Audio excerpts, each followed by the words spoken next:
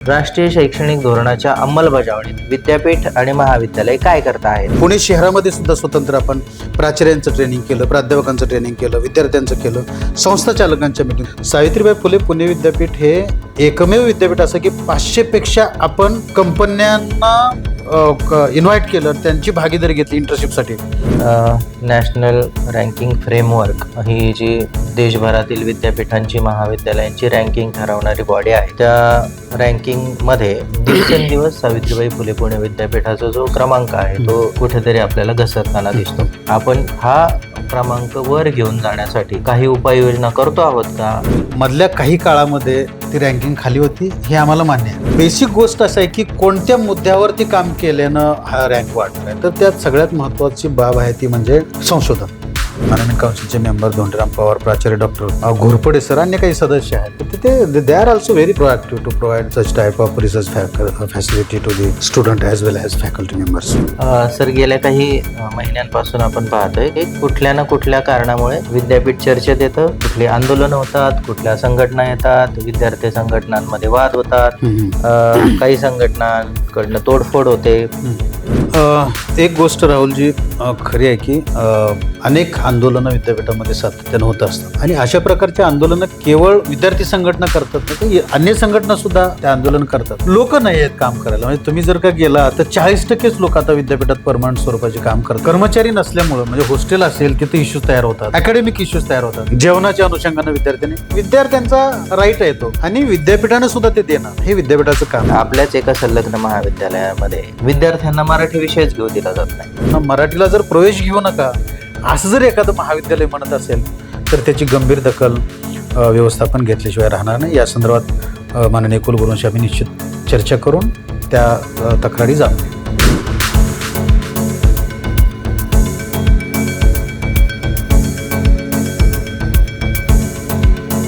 नमस्कार, मी राहुल शिंदे आणि आपण पाहत आहात एजू वार्ता. एजू वार्ताच्या माध्यमातून आपण वेगवेगळ्या शैक्षणिक क्षेत्रातील मान्यवर व्यक्तींशी संवाद साधत असतो. या संवादामध्ये आज आपण सावित्रीबाई फुले पुणे विद्यापीठाच्या व्यवस्थापन परिषदेचे सदस्य आणि मुसा काकडे या महाविद्यालयाचे प्राचार्य माननीय डॉक्टर देवीदास वायदंडे सर यांच्याशी संवाद साधणार आहोत. वायदंडे सर यांचा शिक्षण क्षेत्रात मोठा व्यासंग आहे. विद्यापीठाच्या व्यवस्थापन परिषदेच्या सदस्य म्हणून त्यांनी अनेक महत्त्वपूर्ण निर्णय घेण्यात मोलाची कामगिरी बजावलेली आहे. विद्यापीठाच्या एकूण धोरणात्मक निर्णयामध्ये महत्त्वाचा वाटा असणाऱ्या एका आगळ्या वेगळ्या व्यक्तिमत्वाशी आज आपण संवाद साधत आहोत. सर, नमस्कार, स्वागत आहे तुमचं एजू वार्तामध्ये. धन्यवाद. सर, आपण आता नवीन शैक्षणिक धोरणाकडे जातो आहोत.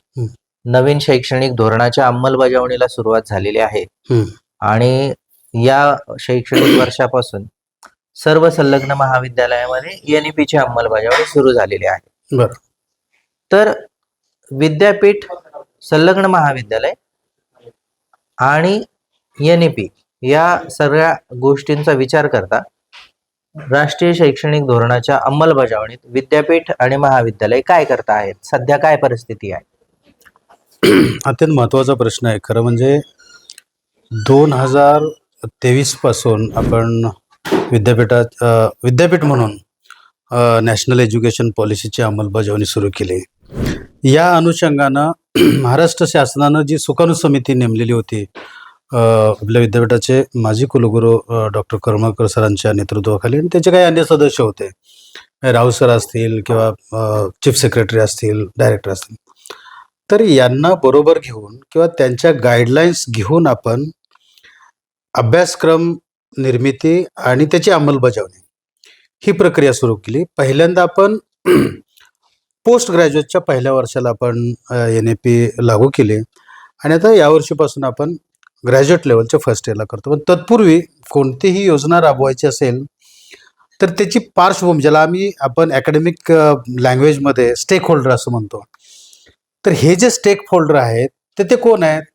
तर ते प्राचार्य आहेत, प्राध्यापक आहेत, विद्यार्थी आहेत, संस्था चालक आहेत आणि नॉन टीचिंगचे कर्मचारी. हे सगळे मेजर स्टेक होल्डर आहेत आणि यांना प्रशिक्षित करणं त्या अनुषंगानं गरजेचं होतं. म्हणून त्या पलीकडे जाऊन म्हणजे वेगवेगळे बोर्ड आहेत त्याचे अध्यक्ष असतील किंवा बोर्डाचे ज्याला बोर्ड ऑफ स्टडीज आपण म्हणतो ते अध्यक्ष, त्या बोर्डाचे सदस्य, या सगळ्यांचं आपण ट्रेनिंग घेतलं किंवा वर्कशॉप घेतले. त्या अनुषंगानं सावित्रीबाई फुले पुणे विद्यापीठ हे महाराष्ट्रातलं एकमेव विद्यापीठ आहे की ज्यांनी या क्षेत्रामध्ये काम केलं. इतर विद्यापीठांनी केलं असेल मला माहिती नाही, पण आम्ही मात्र शिक्षकांचं वर्कशॉप की जे शिकवणार आहेत आणि ज्यांच्या माध्यमातून विद्यार्थ्यांना ती NAP समजणार आहे किंवा NAPचा ड्राफ्ट समजणार की आपल्याला पुढे काय, what is mean by OE किंवा अन्य जे स्किल ओरिएंटेड प्रोग्राम्स आहेत, IKS आहेत, या अनुषंगानं ज्या गाईडलाईन्स महाराष्ट्र शासनाच्या उच्च शिक्षण खात्याने दिलेल्या होत्या त्या गाईडलाईन घेऊन आम्ही शिक्षकांमध्ये गेलो आणि त्यांच्या कार्यशाळा 3ही जिल्ह्यामध्ये केल्या. पुणे शहरामध्ये सुद्धा स्वतंत्र आपण प्राचार्यांचं ट्रेनिंग केलं, प्राध्यापकांचं ट्रेनिंग केलं, विद्यार्थ्यांचं केलं, संस्था चालकांच्या मीटिंग. 2023 मध्ये सुद्धा सावित्रीबाई फुले पुणे विद्यापीठाच्या ज्ञानेश्वर सभागृहामध्ये आपण असं एक वर्कशॉप आयोजित केलं होतं की ॲफिलेटेड कॉलेजच्या सगळ्या प्राचार्यांना आणि संबंधित व्यक्तींना आपण तिथं बोलवलेलं होतं. आणि त्यासाठी डॉक्टर करमाळकर सर होते, चीफ सेक्रेटरी होते, त्याचबरोबर डायरेक्टर होते, कुलगुरू होते आपले माननीय गोसावी साहेब आणि प्रकुलगुरू रजिस्ट्रार, सगळ्या स्टेक होल्डरला घेऊन आपण त्याची एक विद्यापीठ म्हणून पॉलिसी केली. आणि तिच्या पॉलिसीच्या अनुषंगानं 1,32,00,000 रुपये आपण खर्च केले ह्या ट्रेनिंगसाठी, कार्यशाळेसाठी, वर्कशॉप म्हणतो ना आपण त्याला. आणि जोपर्यंत वर्कशॉपमध्ये ही संकल्पना शिक्षकांना समजणार नाही तोपर्यंत ते विद्यार्थ्यांपर्यंत जाणार नाही. म्हणून हा ड्राफ्ट आहे, काय आहे, एक्झिट पॉईंट काय आहे किंवा त्याचे वेटेज काय आहेत, क्रेडिट सिस्टम काय आहे, कसं ते अलॉट करायचं आहे, क्रेडिट डिस्ट्रीब्युशन कसं असणार आहे किंवा मेजर विषय काय आहे, मायनर विषय काय आहे, स्किल एनहान्समेंट काय आहे, या सगळ्या गोष्टींची इत्थंभूत चर्चा आम्ही विद्यापीठ म्हणून, विद्यापीठाची पॉलिसी म्हणून, इव्हन अकॅडमिक काउन्सिलमध्ये आम्ही चर्चा केली. मॅनेजमेंट काउन्सिल तर प्रोॲक्टिव्ह आहे या संदर्भामध्ये. सातत्यानं अशा गोष्टींसाठी आम्ही माननीय व्यवस्थापन परिषद आमचे सगळे सदस्य प्रोॲक्टिव्ह असतात. आणि केवळ विद्यापीठ म्हणजे केवळ 400 एकर जागा असं नाही, तर विद्यापीठाला अफिलिएटेड असणारी जवळपास 1000 महाविद्यालय आणि परिसंस्था मिळून आपण विद्यापीठ मानतो आणि त्याचे सगळे प्रतिनिधी घेऊन आपण या सगळ्या गोष्टी करत असतो. म्हणून नाशिक असेल, नगर असेल, पुणे असेल, पुणे शहर असेल, नाशिक शहर असेल, नगर शहर असेल, या सगळ्या लोकांना, तिथल्या लोकांना, महाविद्यालयांना घेऊन आपण ही अंमलबजावणीची प्रक्रिया जी आहे ती सुरू केली आणि ती इझी झालेली आहे. इव्हन आता जवळपास एक सेमिस्टर संपत आलंय, मला वाटतं दिवाळीच्या सुट्ट्या लागतील. तत्पूर्वी अनेक महाविद्यालयाने आपले अभ्यासक्रम सुद्धा अंतिम टप्प्यात आणलेले आहेत. त्याच्यामध्ये ॲफिलेटेड कॉलेज असतील किंवा काय म्हणू आपण त्याला स्वायत्त महाविद्यालय असतील, या सगळ्यांना या लोकांना बरोबर घेऊन आपण विद्यापीठ म्हणून पुढे जातो. या अनुषंगाने आम्ही महाराष्ट्र शासनाच्या संपर्कात आहोत. माननीय उच्च शिक्षण मंत्री चंद्रकांत दादांच्या गाईडलाईन त्या अनुषंगाने आम्हाला असतात. UGCच्या गाईडलाईन, केंद्राचा ड्राफ्ट आहे, त्या अनुषंगानं ज्या ज्या गोष्टी करणं शक्य आहे आणि त्याची प्रभावी अंमलबजावणी करणं आणि impart to quality education to the student ही जी संकल्पना विद्यापीठ म्हणून आम्ही राबवतो असतो. आणि म्हणून महाराष्ट्रातल्या इतर विद्यापीठापेक्षा नॅशनल एज्युकेशन पॉलिसीच्या अंमलबजावणीच्या प्रक्रियेमध्ये आम्ही विद्यापीठ म्हणून अग्रेसर आहोत, हे मात्र नम्रपणाने नमूद करतो. सर, प्रत्येक जी व्यवस्था असते त्या व्यवस्थेमध्ये एक प्रमुख घटक असतो. शिक्षण क्षेत्रामध्ये विद्यार्थी हा केंद्रबिंदू मानून प्रत्येकाने निर्णय घ्यायचा असतो. मॅनेजमेंट काउन्सिल म्हणून प्रत्येक वेळी विद्यार्थी केंद्रबिंदू मानून आपण कुठल्या कुठल्या स्वरूपाचे निर्णय घेत असतो. कारण मध्यंतरी कमवा व शिका योजनेच्या मानधनात वाढ मिळावी म्हणून आंदोलनं झाली. त्यानंतर आपण त्या समिती बसून त्यांच्या मानधनात वाढ करण्यासंदर्भात सकारात्मक भूमिका घेतली. पण आज परिस्थिती अशी आहे की विद्यापीठातल्या वेगवेगळ्या विभागाच्या मुलांना दर्जेदार जेवण मिळावं यासाठी ते कॅन्टीनची सुविधा मागतायत, उपहारगृह सुरू करावेत अशी त्यांची भूमिका आहे. हॉस्टेलचा अनेक प्रश्न वेळोवेळी उपस्थित होतात. तर विद्यार्थ्यांच्या दृष्टीने मॅनेजमेंट काउन्सिल या घटकांकडे या सुधारणा व्हाव्यात म्हणून काय करत आहे? खरं म्हणजे सावित्रीबाई फुले पुणे विद्यापीठ माननीय कुलगुरू डॉक्टर गोसावी सर, प्रकुलगुरू काळकर सर आणि आम्ही सगळेच व्यवस्थापन समितीचे सदस्य, शेवटी ही सगळी प्रक्रिया कोणासाठी चालू असते तर ती विद्यार्थ्यांसाठी चालू असते. हे महाराष्ट्रातल्या किंवा महाराष्ट्राच्या बाहेरच्या अनेक राज्यातनं सुद्धा सावित्रीबाई फुले पुणे विद्यापीठाची डिग्री आपल्याला असली पाहिजे म्हणून विद्यार्थी इथं प्रवेश घेत असतात.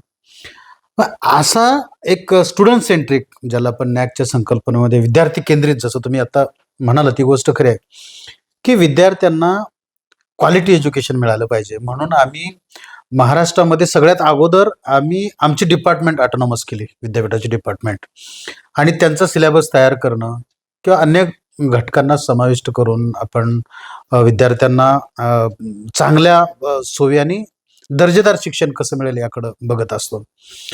आता व्हरायटी स्टुडंट आमच्याकडे एंटर होत असतात. म्हणजे आता नवीन एज्युकेशन पॉलिसीची चर्चा आपण आत्ताच केली, त्या पद्धतीनं सावित्रीबाई फुले पुणे विद्यापीठ हे एकमेव विद्यापीठ असं की 500 पेक्षा आपण कंपन्यांना इन्व्हाइट केलं, त्यांची भागीदारी घेतली इंटर्नशिपसाठी, आणि प्रकुलगुरूंनी ते काम खूप चांगलं केलं.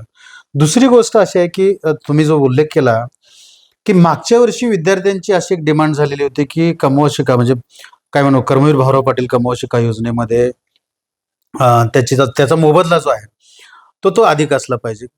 एक संकल्पना राहुल जी आपण समजून घेतली पाहिजे की कमवा शिका योजना म्हणजे नोकरी नाही किंवा त्याचा असा काही फिक्स पगार नाही, तर विद्यार्थ्यांना अल्पकाळामध्ये किमान त्यांना आवश्यक असणाऱ्या ज्या गरजा आहेत त्या पुरवल्या जाव्यात आणि त्या 2-3 तासामध्ये पुरवल्या जाव्यात. त्यासाठी आपण ती काही अमाऊंट त्यांना, अर्थात त्यांना ती कष्टाची पण सवय लागली पाहिजे, या अनुषंगाने आपण ती योजना करतो आहोत, अनेक वर्षापासून करतो आहोत.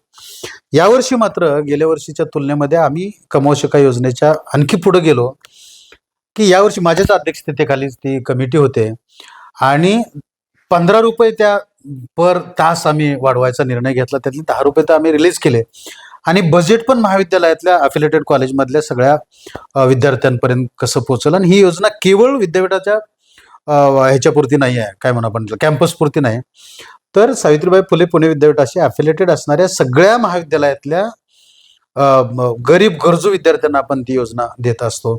मॅक्झिमम अमाऊंट जी आहे ते आपण स्पेंड करतो, विद्यापीठ म्हणून स्पेंड करतो, आणि काही ठराविक अमाऊंट 10% वगैरे ती महाविद्यालयांच्याकडून घेत असतो.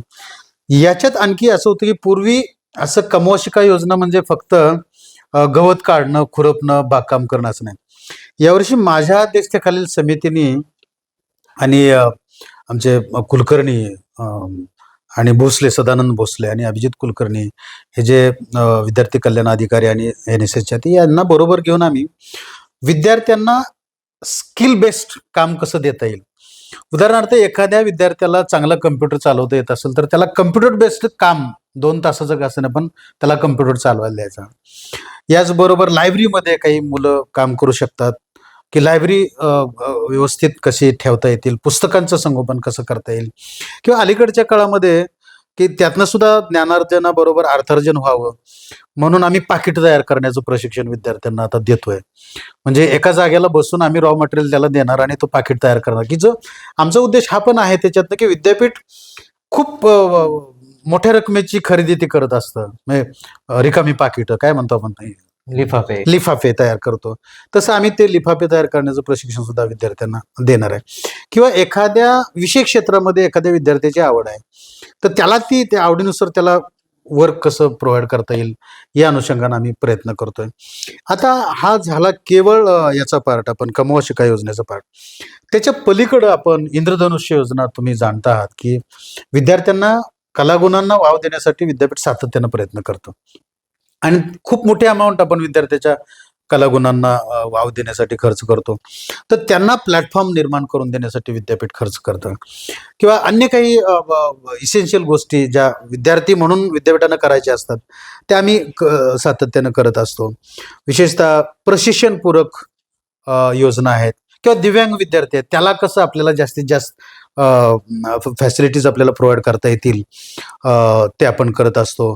याचबरोबर निर्भय कन्या अभियान, की विद्यार्थ्यांमध्ये इन्स्पायरेशन, निर्भयता आली पाहिजे, भयमुक्त शिक्षणाचं वातावरण निर्माण करण्यावरती सावित्रीबाई फुले पुणे विद्यापीठाचा नेहमीच भर असतो. आणि विद्यापीठाशी ॲफिलिएटेड असणाऱ्या सगळ्या महाविद्यालयांना दरवर्षी आम्ही ती योजना देतो. म्हणजे निर्भय कन्या अभियानाअंतर्गत काही व्याख्यानं होतात आणि विद्यार्थ्यांना प्रशिक्षित करतो. आपण कराटीचं प्रशिक्षण सुद्धा देणारं सावित्रीबाई फुले पुणे विद्यापीठ हे पहिलं विद्यापीठ आहे. हे विद्यार्थी केंद्रित योजना खऱ्या अर्थानं विद्यापीठ म्हणून आम्ही आणत असतो. याचबरोबर काही सांस्कृतिक कार्यक्रम आम्ही इंट्रोड्यूस करत असतो. आता अलीकडं मला वाटतं मागच्या 1-2-3 महिन्यापूर्वीच आम्ही व्यवस्थापनामध्ये चर्चा केली, की जसं NSSचा कोऑर्डिनेटर असतो, विद्यार्थी कल्याणचा कोऑर्डिनेटर असतो किंवा संशोधनाचा एक कोऑर्डिनेटर असतो, ARC म्हणतो आपण, अकॅडमिक रिसर्च कोऑर्डिनेटर. तसा सांस्कृतिक कोऑर्डिनेटर सुद्धा आता आम्ही महाविद्यालय स्तरावरती नेमतो आणि त्याला एक थोडं बजेट प्रोव्हिजन करता येईल का काय, या संदर्भात मी माननीय व्यवस्थापनाशी चर्चा करणार किंवा व्यवसायपूरक काही नवे उपक्रम आम्ही विद्यापीठ म्हणून विद्यार्थ्यांसाठी पुढे घेऊन जातोय. दुसरा महत्त्वाचा मुद्दा मला आणखी सांगता येईल, की ज्या विद्यार्थी कल्याणकारी योजना आहेत त्याच्याबरोबर तक्रार निवारण योजना सुद्धा आम्ही विद्यापीठ स्तरावर केली. म्हणजे कोणताही विद्यार्थी त्याच्या शैक्षणिक आवश्यकतेपासून वंचित राहिला नाही पाहिजे किंवा काही ठराविक योजना आहेत तर त्या योजनापासून तो वंचित राहता का, म्हणजे त्याच्या काही ग्रीव्हन्स असतील तर त्या ग्रीव्हन्स साठी सुद्धा आम्ही विद्यापीठ स्तरावरती कमिटी करतोय, म्हणजे केली. आणि हीच कमिटी, अशा प्रकारची कमिटी महाविद्यालय स्तरावर अफिलिएटेड कॉलेजमध्ये सुद्धा ती झाली पाहिजे.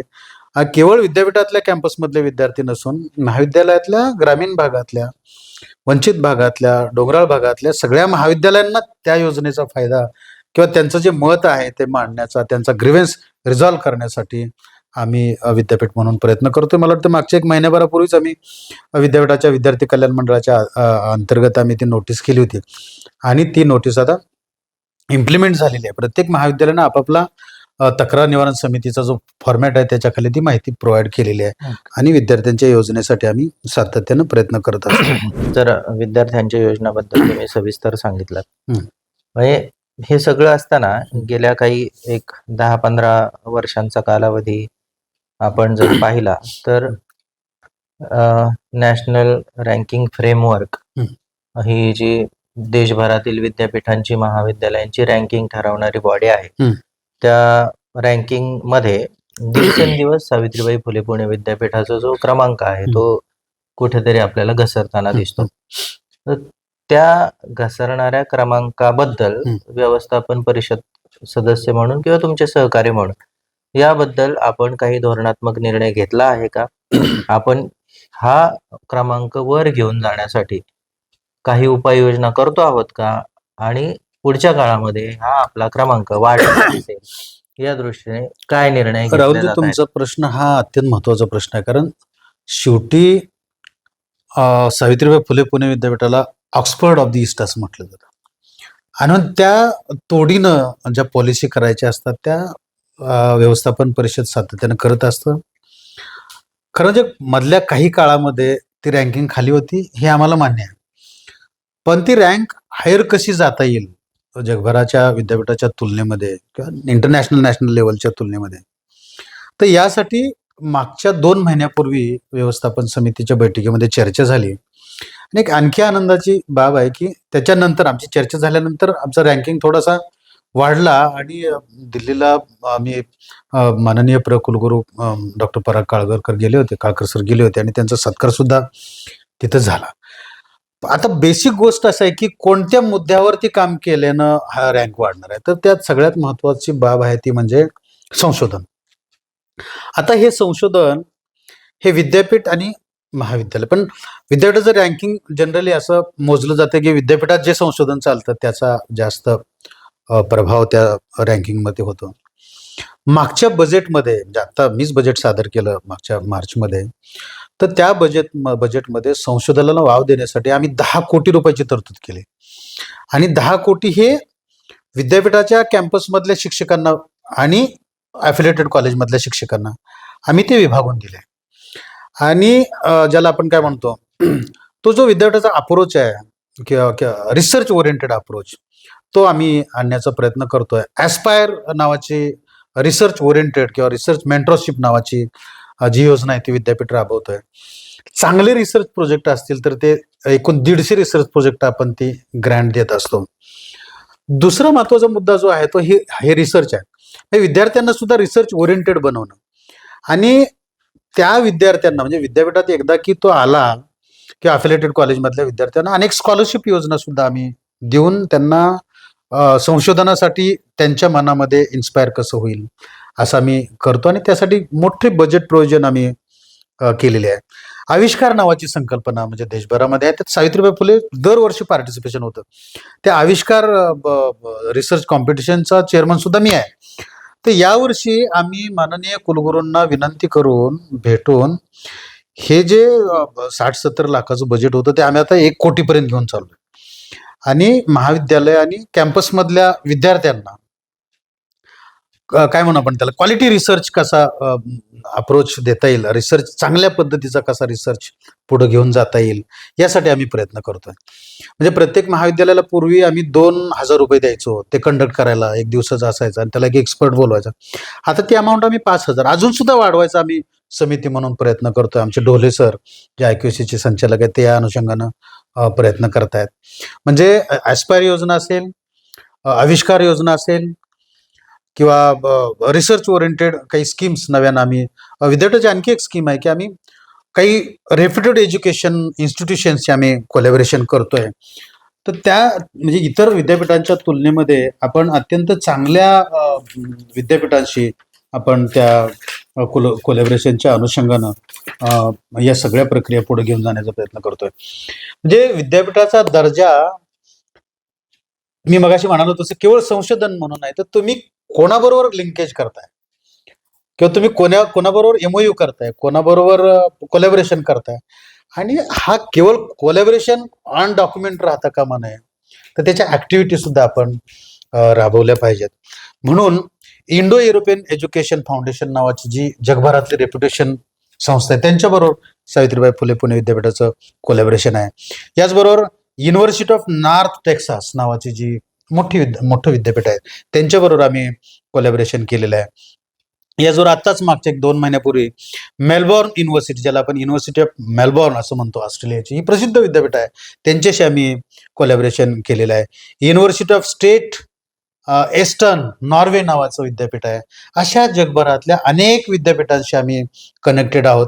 आणि ते केवळ कनेक्शन नाही आहे, तर आम्ही त्या विद्यापीठाच्या कोलॅबोरेशनमध्ये ज्या गोष्टी दाखवलेल्या आहेत, मांडलेल्या आहेत, त्या आम्ही अंमलबजावणीची प्रक्रिया पण सुरू करतो. त्यामुळे विद्यापीठाचं रँकिंग निश्चित रूपानं आम्ही करतो आहोत. आमचं जे इंटरनॅशनल सेंटर आहे किंवा अन्य जी विभाग आहेत, समजा डिपार्टमेंट ऑफ फिजिक्स असेल, केमिस्ट्री असेल, इथं जे संशोधन चालतं हे जागतिक मान्यतेचं संशोधन. मी इतर डिपार्टमेंटला कमी मानत नाही किंवा आमचा विद्यापीठातला अफिलिएटेड असणारा महाविद्यालयातला शिक्षक सुद्धा अत्यंत दर्जेदार असं संशोधन करत असतो. किंवा रुसाच्या अनुषंगानं काही ग्रँट्स आम्हाला मागच्या वर्षी आम्हाला 100 कोटी रुपयाची ग्रँट मिळाली. त्याचं युटिलायझेशन विद्यार्थ्यांच्या संशोधनाला, शिक्षकांच्या संशोधनाला कसं वापरता येईल किंवा त्याचा लाभ ज्याला म्हणतो आपण, फायदा विद्यार्थी किंवा फॅकल्टीच्या संशोधनाला करण्यासाठी माननीय कुलगुरू त्यासाठी सातत्यानं प्रोॲक्टिव्ह असतात. खरं तर माननीय कुलगुरूंचंच संशोधन हे प्रमुख क्षेत्र आहे, त्यामुळे संशोधनाला वाव देण्यासाठी ते सातत्यानं आपली भूमिका व्यवस्थापनामध्ये मांडत असतात. आणि व्यवस्थापन सुद्धा विद्यापीठाचा दर्जा वाढवण्यासाठी, आंतरराष्ट्रीय लेवलला विद्यापीठाला घेऊन जाण्यासाठी आम्ही सातत्यानं प्रयत्न करत असतो. इव्हन आमच्याकडं QIP वरती आपण बोलणारच आहोत, पण तरी सुद्धा QIPच्या अनुषंगानं ही जी 10 कोटी रुपये आपण प्रोव्हिजन केलेले आहे, माननीय राजेंद्र विखे पाटील आमच्या QIPच्या कमिटीचे अध्यक्ष आहेत आणि त्यांच्याबरोबर मॅनेजमेंट काउन्सिलचे मेंबर धोंडीराम पवार, प्राचार्य डॉक्टर घोरपडे सर, अन्य काही सदस्य आहेत. तर they are also very proactive to provide such type of research facility to the student as well as faculty members. तर अशा पद्धतीने आम्ही काही नॅशनल इन्स्टिट्यूशन म्हणजे राष्ट्रीय लेवलच्या काही इन्स्टिट्यूशन्स आहेत. उदाहरणार्थ आयुष बरोबर आम्ही कोलॅबोरेट आहोत. त्याचबरोबर युनिव्हर्सिटी ऑफ हैदराबाद, म्हणजे भारतातल्या ज्या महत्त्वाची विद्यापीठ आहेत या सगळ्या विद्यापीठाबरोबर आम्ही कोलॅबोरेट करून इव्हन आता आम्ही नॅकला सामोरे जातो, तर या सगळ्या गोष्टीचा आम्हाला फायदा होतोय. IQACच्या अनुषंगानं अनेक प्रोग्राम आम्ही विद्यापीठ म्हणून करत असतो, जेणेकरून आमचं रँकिंग हायर लेवलला नेण्यासाठी आम्ही विद्यापीठ व्यवस्थापन, प्रशासन, माननीय कुलगुरू, प्रकुलगुरू, व्यवस्थापन समितीतले अनेक जाणकार सदस्य आहेत की ज्यांना याच्यातलं काही कळतं, तर ते असतात. आणि आम्ही सगळे मिळून म्हणजे अकॅडमिक काउन्सिल असेल किंवा अन्य सिनेट सदस्य असतील, ते सुद्धा दे are also very active in that process. काही सिनेट सदस्य आहेत, काही अकॅडमिक काउन्सिल मेंबर आहेत, बोर्ड ऑफ काय म्हणू आपण त्याला BOSचे काही चेअरमन्स आहेत. तर त्यांच्या अनुभवाचा फायदा विद्यापीठाचं रँकिंग वाढवण्यासाठी आम्ही करत असतो. अशा अनेक काही गोष्टी, सिडॅक असेल, सिडॅक बरोबर आम्ही कोलॅबोरेट आहोत, किंवा आर्ट ऑफ लिव्हिंग असेल, रेड क्रॉस सोसायटी, अशा अनेक महत्त्वाच्या इन्स्टिट्यूशन बरोबर आम्ही कोलॅबोरेट आहोत, जेणेकरून विद्यापीठाचा रँकिंग जो आहे तो वाढवण्यासाठी आम्ही प्रयत्न करतो. मी मगाशी म्हणालो की एवढी 10 कोटी रुपयाची तरतूद यापूर्वी कुठल्याही मॅनेजमेंटने केलेली नव्हती. आम्ही ती केली का, तर विद्यापीठातल्या विभागातल्या शिक्षकांना आणि ॲफिलिएटेड कॉलेजमधल्या शिक्षकांना सुद्धा त्याचा फायदा व्हावा आणि चांगले रिसर्च प्रोजेक्ट, चांगले रिसर्च किंवा रिसर्चर त्यातनं तयार व्हावेत, हा व्यवस्थापनाचा त्यातून उद्देश आहे, हे क्लिअर आहे. सर आत्ताच तुम्ही QIP चा म्हणजे क्वालिटी इम्प्रुव्हमेंट प्रोग्रामचा उल्लेख केलात, त्याविषयी आपण संवाद साधणारच आहोत. तर क्वालिटी इम्प्रुव्हमेंट प्रोग्राम यासाठी पूर्वी साधारण ते बजेट 50 कोटीपर्यंत त्या योजनेसाठी दिलं गेलं होतं आणि ते बजेट आता विद्यापीठाच्या एकूण बजेटमध्ये जर आपण ते पाहिलं तर ते 25 ते 20 कोटीपर्यंत खाली आलेलं, म्हणजे 50% बजेट हे क्वालिटी इम्प्रुव्हमेंट प्रोग्रामचं कमी झालंय. एकीकडे तुम्ही सांगताय की रिसर्च साठी आपण 10 कोटी रुपयांची तरतूद केलेली आहे, पण क्वालिटी इम्प्रुव्हमेंट प्रोग्रामच्या अंतर्गत रिसर्च, पायाभूत सुविधा यांच्यासाठी सुद्धा वेगवेगळ्या योजना होत्या आणि ते योजनांच्या माध्यमातून संलग्न महाविद्यालय सक्षम होत होती. संलग्न महाविद्यालयातील विद्यार्थ्यांना त्या सोयी सुविधा उपलब्ध होत होत्या आणि त्यांचं एकूण शैक्षणिक गुणवत्ता ती वाढत होती. पण आपण संलग्न महाविद्यालयांना क्वालिटी इम्प्रुव्हमेंट प्रोग्राम अंतर्गत दिला जाणारा जो निधी आहे तो खूप कमी केला.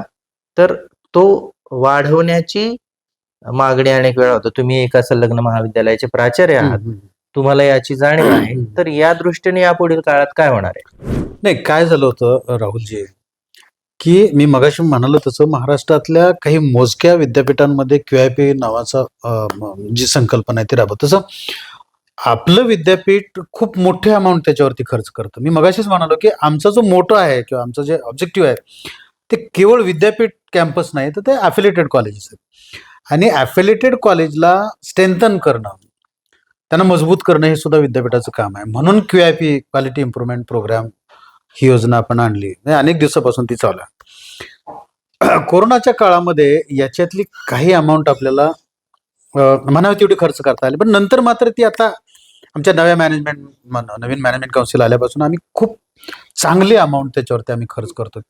झालंय असं की खूप वर्षापासून ही योजना चालू असल्यामुळं म्हणजे अनेक गोष्टी आपण महाविद्यालयाला देत असतो.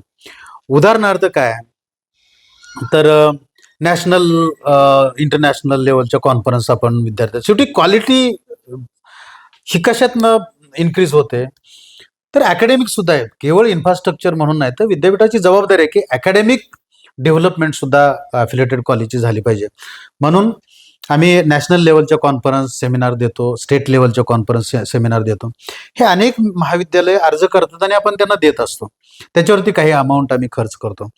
त्याचबरोबर ऑफिस इक्विपमेंट, म्हणजे आता ठीक आहे, शहरात उत्पन्नाची मर्यादा खूप असते, म्हणजे शहरातल्या मोठ्या कॉलेजला मोठ्या प्रमाणावर उत्पन्न मिळतं. आता हेच जर का आपण नाशिकला गेलो, वणीसारख्या ठिकाणी गेलो, किंवा काय म्हणू आपण डोंगराळ भागातल्या कॉलेजला गेलो, तर तिथं ग्रँटेड कॉलेजला सुद्धा 2,000 फी असेल तर विद्यार्थी ती 3 टप्प्यात 4 टप्प्यात भरतो. त्यामुळे महाविद्यालयाचं उत्पन्न नाही आहे.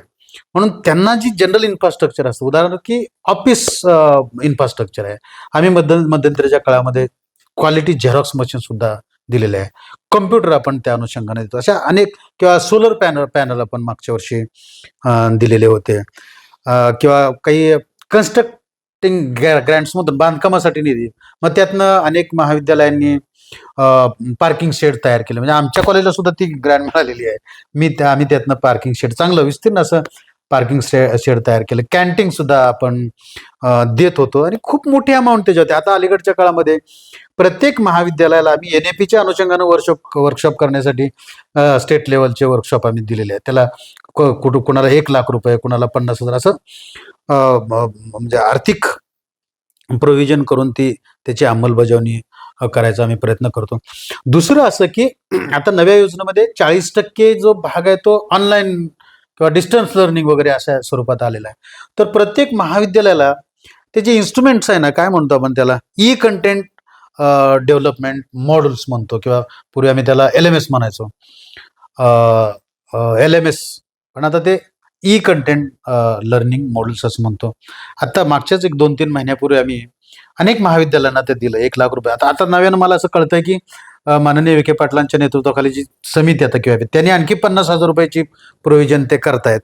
हे प्रत्येक गोष्टीने 75% याच्यातला भाग आहे तो विद्यापीठ उचलतं आणि 25% महाविद्यालयाने द्यायचा असतो. इव्हन आता क्रीडा क्षेत्रामध्ये मोठ्या प्रमाणावर आम्ही अनुदान डिस्ट्रीब्यूट करत असतो. क्रीडा स्पर्धा आयोजित करणं, अनेक महाविद्यालयांना विस्तीर्ण असं ग्राउंड आहे, तर ग्राउंडसाठी आपण पैसे देण्याची प्रोव्हिजन, त्याचा विचार सुद्धा आपण सातत्यानं करत असतो. म्हणून विद्यापीठाची कायम भूमिका आहे, व्यवस्थापनाची कायम भूमिका आहे की विद्यापीठाच्या विकासाबरोबर अफिलिएटेड कॉलेजचा विकास सुद्धा झाला पाहिजे. ही भूमिका घेऊन आम्ही सातत्यानं प्रयत्न करत असतो. ओके. सर, गेल्या काही महिन्यांपासून आपण पाहतोय की कुठल्या ना कुठल्या कारणामुळे विद्यापीठ चर्चेत येतं. कुठली आंदोलनं होतात, कुठल्या संघटना येतात, विद्यार्थी संघटनांमध्ये वाद होतात, काही संघटनांकडनं तोडफोड होते. अशा वेळी सुरक्षेच्या दृष्टीने म्हणून आपली एक जबाबदारी असते की विद्यापीठात अशा घटना घडू नयेत. सुरक्षेच्या दृष्टीने विद्यापीठाने सक्षम पावलं उचलावीत. कुठलाही वाद निर्माण होऊ नये, तो चर्चेत येऊ नये. शेवटी विद्यापीठाची जी प्रतिमा आहे ती समाज माध्यमांमध्ये सर्वसामान्यांच्या मनात ती जर मलिन होत गेली तर विद्यापीठाच्या एकूण गुणवत्तेला ते बाधक ठरतं. तर अशा वेळी व्यवस्थापन परिषद सदस्य म्हणून, विद्यापीठाचे हितचिंतक म्हणून, त्या धोरणात्मक प्रक्रियेतील घटक म्हणून तुम्ही याकडे कसं बघता आणि त्या दृष्टीने काय चालू आहे? एक गोष्ट राहुलजी खरी आहे की अनेक आंदोलनं विद्यापीठामध्ये सातत्यानं होत असतात आणि अशा प्रकारचे आंदोलनं केवळ विद्यार्थी संघटना करतात नाही, तर अन्य संघटना सुद्धा ते आंदोलन करतात. होतं असं की बऱ्याचदा अफिलिएटेड कॉलेजमधल्या काही कॉलेजमध्ये काही इश्यूज असतात, मग सॅलरीचे इश्यूज असतील किंवा अन्य काही रिक्रुटमेंटचे इश्यूज असतात, आणि असे अनेक लोक वेगवेगळ्या संघटनांच्या माध्यमातून विद्यापीठाला, माननीय कुलगुरूंना, रजिस्ट्रार PVC वेगवेगळे निवेदन देत असतात.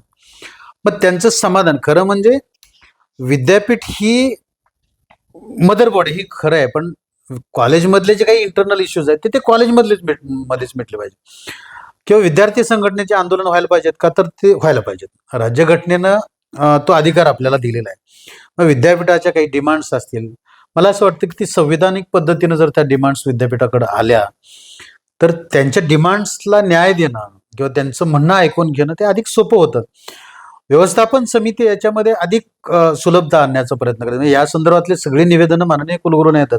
मागच्या 6 महिन्यापूर्वी मी सांगतो राहुलजी तुम्हाला की निम्म्याहून अधिक वेळ कुलगुरूंचं निवेदन स्वीकारणं आणि त्या आंदोलकाशी चर्चा करणं याच्यात जात. तुम्ही पण त्याचे साक्षीदार आहात. विद्यापीठावरती खूप आर्थिक बोजा त्या अनुषंगानं पडतोय, कारण शासनानं भरती प्रक्रियेला मान्यता दिली नसल्यामुळं लोक नाही आहेत काम करायला. म्हणजे तुम्ही जर का गेला तर 40%च लोक आता विद्यापीठात परमनंट स्वरूपाचे काम करतात. आम्ही ती प्रोव्हिजन करतोय. आता आम्ही 75च्या आसपास लोक भरायची प्रक्रिया आहे, ती व्यवस्थापनामध्ये त्या संदर्भात चर्चा होईल. किंवा काही लोक उसंदारी, ज्याला आपण बाहेरून आणायचे, किंवा टेम्पररी भरती ज्याला आपण म्हणतो, ती करायचा सुद्धा आम्ही प्रयत्न करतोय. आणि या सगळ्या काय म्हणतो कर्मचारी नसल्यामुळं, म्हणजे हॉस्टेल असेल तिथे इश्यूज तयार होतात, अकॅडमिक इश्यूज तयार होतात, किंवा मध्यंतरी त्या काय म्हणू आपण त्याला जेवणाच्या अनुषंगानं विद्यार्थ्यांचा राईट आहे तो, म्हणजे दर्जेदार जेवण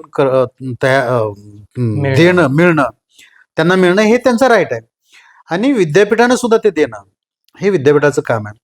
पण कुठंतरी एखादी अशी गोष्ट घडते की ते आंदोलनाला कारणीभूत ठरते आणि त्याचा ताण या सगळ्या प्रक्रियेवरती येत असतो. माननीय कुलगुरूंनी या संदर्भामध्ये आता विशेषतः ज्या हॉस्टेलमधल्या काही प्रॉब्लेम्स आहेत ते अंडरस्टँड करण्यासाठी एक 2-3 लोकांची ती समिती केलेली होती. मला वाटतं एक बोटे वहिनी त्याच्यामध्ये आहेत, सागर आहे, आणि सागर जे आहेत, आणि पालवे सर त्याच्यावर आहेत. आम्ही त्याच्यावर काम करतोय, म्हणजे जेणेकरून अशा प्रकारची आंदोलनं होणार नाहीत याच्यावरती आम्ही काम करतोय. विद्यार्थ्यांच्या समस्या कशा मिटवता येतील या अनुषंगानं माननीय कुलगुरू काम करतायत, माननीय प्रकुलगुरू काम करतायत आणि व्यवस्थापन म्हणून आम्ही सातत्यानं आम्ही या अनुषंगानं खूप आमच्या जाणीवा तीव्र आहेत. म्हणजे वेगवेगळ्या क्षेत्रातनं व्यवस्थापन समितीचे सदस्य येत असतात, कोणी प्राध्यापक असेल, प्राचार्य असतील, विद्यार्थी, आम्ही सगळेजण, कारण विद्यार्थी हा विद्यापीठाचा अत्यंत महत्त्वाचा घटक आहे आणि त्याला सुद्धा भयमुक्त वातावरणात विद्यापीठात शिक्षण मिळालं पाहिजे. कारण ही मुलं आपलं करिअर घडवण्यासाठी विद्यापीठात येत आहेत. तर क्वालिटी एज्युकेशन बरोबरच गुड इन्फ्रास्ट्रक्चर, क्वालिटी फूड मिळायला पाहिजे, हा त्याचा राईट आहे. पण अलीकडच्या काळामध्ये अशा प्रकारची आंदोलनं किंवा निवेदनं देणाऱ्यांची संख्या, आंदोलन करणाऱ्यांची संख्या वाढलेली आहे. याच्यात दुमत असायचं काही कारण नाही. त्याच्यावरती आम्ही काम करतोय. माननीय कुलगुरू, माननीय प्रकुलगुरूंशी चर्चा करून ह्याच्यात वे आउट कसं काढता येईल. इव्हन हे विद्यापीठात केवळ विद्यार्थ्यांचे आंदोलन होत नाही, कर्मचाऱ्यांचे पण आंदोलन होतं. ते डिमांड करणं हा त्यांचा राईट आहे आणि या अनुषंगानं विद्यापीठ सातत्यानं पॉझिटिव्ह अप्रोच ठेवून काम करतंय. आपण पुढच्या काळात बघूया हे प्रॉब्लेम कसे कमी काळात सॉल्व्ह करता येतील निश्चित रूपाने. ओके सर, एक शेवटचा प्रश्न. सावित्रीबाई फुले पुणे विद्यापीठाची स्थापना ही मराठी भाषेच्या विकासाच्या उद्देशाने झाली होती. नुकतीच आता घोषणा झाली केंद्रीय मंत्रिमंडळामध्ये की मराठी भाषेला अभिजात भाषेचा दर्जा देण्यात आलेला आहे. पुणे विद्यापीठात मराठी भाषा भवन सुरू व्हावं, तिथे नवीन इन्फ्रास्ट्रक्चर निर्माण व्हावं, अशा सगळ्या गोष्टी आहेत. एकीकडे ही परिस्थिती आहे, तर आपल्याच एका संलग्न महाविद्यालयामध्ये विद्यार्थ्यांना मराठी विषयच घेऊ दिला जात नाही. त्याचा एक वाद निर्माण नुकताच झाला होता आणि त्याची तक्रार रितसर त्या विद्यार्थ्यांनी केली होती. तर अशा गोष्टी एकीकडे होत असताना दुसरीकडे ही पण गोष्ट अशी घडते आहे. तर या होऊ नयेत या पुढील काळात. संबंधित महाविद्यालयाला या संदर्भात आपण योग्य सूचना देणार आहात का? त्यांच्यावर त्या मुलांना न्याय मिळावा. स्वतःची मातृभाषा आम्हाला घेता येत नाही, निवडता येत नाही. एकीकडे आपण एनईपी म्हणतो, स्वतःचे विषय निवडण्याचा अधिकार, कुठलाही विद्याशाखा त्याला बंधन राहिलेलं नाही, त्याला मातृभाषा निवडता येत नाही. असं जर असेल तर काय म्हणावं? नाही, आता या संदर्भामध्ये एक गोष्ट खरी आहे की सावित्रीबाई फुले पुणे विद्यापीठाची निर्मितीच मुळात मराठी भाषेचा विकास आणि विस्तार व्हावा या अनुषंगाने झालेली. आणि आता उलट एनएपीच्या अनुषंगाने आपण प्रादेशिक भाषांना सुद्धा महत्व देतोय. तर असं जर एखादं कुणी कॉलेज एखादी भाषा किंवा एखादा विषय घेऊ नये यासाठी प्रेशराईज करत असेल तर विद्यापीठ त्याची गंभीर दखल घेणार. तर या संदर्भामध्ये काही तक्रारी असतील तर माननीय कुलगुरूंशी आम्ही चर्चा करू. आणि कुणाचे कॉलेज असेल, कुठलंही कॉलेज असेल, फ्री एज्युकेशन हा विद्यार्थ्याचा राईट आहे. म्हणजे मराठी विषय असेल, मराठी तर असलंच पाहिजे, तो आपला स्वाभिमान आहे, मराठी अभिमान आहे आपला. आता हे सगळं कशासाठी करतो आपण सगळं? आता मी केंद्र सरकारचं पण अभिनंदन करतो की आता क्लासिकल लँग्वेज किंवा अभिजात भाषा म्हणून मराठीला आता दर्जा मिळाला आहे. आणि सावित्रीबाई फुले पुणे विद्यापीठ अधिक नशीबवान यामध्ये काय आहे, तर ती 3 ज्या भाषांना मिळाला दर्जा त्यामध्ये पाली आहे, ते आपल्याकडे आहे. विद्यापीठामध्ये पाली डिपार्टमेंट आहे. आत्ताच आम्ही एक पालीचं महाराष्ट्र शासनाच्या सहकार्यानं नवीन इमारत आम्ही ती करतोय. त्याची प्रोसेस चालू आहे. ते योग्य वेळी आम्ही ते सगळं पुढे आणू. आता एक छोटासा कार्यक्रम माननीय कुलगुरूंनी त्या ठिकाणी केलेला आहे. म्हणजे प्राकृत भाषा, प्राकृत डिपार्टमेंट सुद्धा आपल्याकडे आहे, मराठी डिपार्टमेंट. आम्ही मागच्या आठवड्यातच, म्हणजे ज्या दिवशी डिक्लेअर झालं, बालगंधर्वला कार्यक्रम माननीय राजेश पांडे साहेबांनी केला आणि त्याच दिवशी कुलगुरू आम्ही सगळे व्यवस्थापन परिषदेचे सदस्य बसून आपण एक चांगला कार्यक्रम मराठीला अभिजात भाषेचा दर्जा दिला, तो आपण करतोय. आणि हे सगळं करत असताना मराठीला जर प्रवेश घेऊ नका असं जर एखादं महाविद्यालय म्हणत असेल तर त्याची गंभीर दखल व्यवस्थापन घेतल्याशिवाय राहणार नाही. या संदर्भात माननीय कुलगुरूंशी आम्ही निश्चित चर्चा करून त्या तक्रारी जाणून घेऊया. सर धन्यवाद. तुम्ही एजू वार्ताशी संवाद साधलात. एकूण व्यवस्थापन परिषद धोरणात्मक निर्णयामध्ये काय काय करणार आहे याबद्दल दिलखुलास गप्पा मारल्यात. एकूणच आमच्या प्रेक्षकांना समजलं असेल की विद्यापीठ काय करत आहे, वेगवेगळ्या निधीच्या नियोजनासंदर्भात नेमकं काय होत आहे, विद्यार्थ्यांच्या प्रश्नाकडे ते कसं पाहत आहे आणि विद्यापीठाचा घसरलेला दर्जा जो आहे तो वाढवण्याच्या दृष्टीने विद्यापीठ किती गंभीर आहे या संदर्भात आपण एजू वार्ताशी दिलखुलास गप्पा मारल्यात. त्याबद्दल एजू वार्तातर्फे आपले खूप खूप धन्यवाद. आपले खूप धन्यवाद. त्यानिमित्तानं चर्चा आपल्याला करता आली, विद्यापीठाची भूमिका तुमच्यासमोर मांडता आली. खूप खूप आभार. धन्यवाद. थँक्यू.